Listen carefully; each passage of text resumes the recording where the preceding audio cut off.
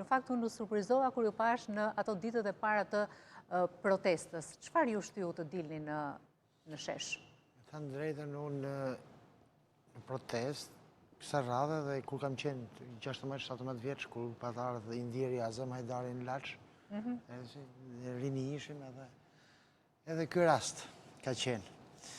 Por si oficer policie kam qenë pothuajse në krejtë protestat kryesore që janë sepse 20 vjet karrierë.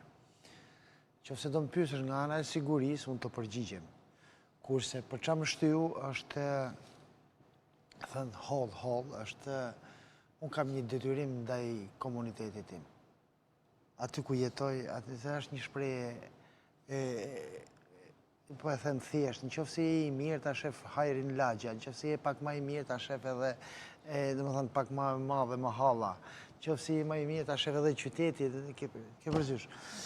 Pra, nëse për mua janë harxhu miliona euro më u formu, kam edhe unë detyrimin të jem afër njerëzve, afër një tubimi ku çështja është e sigurisë. Unë mundohem t'i ndihmoj, t'i këshilloj, se e njoh mirë këtë punë.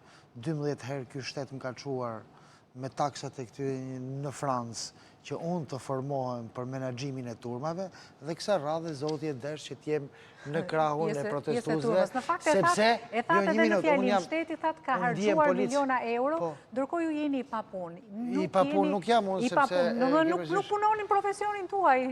Po s'ka rëndësi, profesion jam unë, në fundit unë po mundohem njerëzve të mi që janë terren t'ja u kthej, pra me këshillat, mënyrën se si të operojnë, mënyrën prandaj, domethënë, si unë janë edhe shumë të tjerë që mundohemi ta menaxhojmë situatën, turmën, që edhe, pra në fundit jemi policë të këtij veni, policia është e shtetit, nuk është as e kryeministrit, as e ndonjë institucioni tjetër. Pra ne me sa mundësi kemi, mundohemi që brenda turmës të mundohemi të këshillojmë gjithë njerëzit se si ata të komportohen në situatën, se në çdo moment mund dalë një situatë. Aq më tepër që ka familjar, ka fëmijë, ka pleq, ka shtresa vulnerabël që në rast ndonjë ose situate jo normale mund të dëmtohen.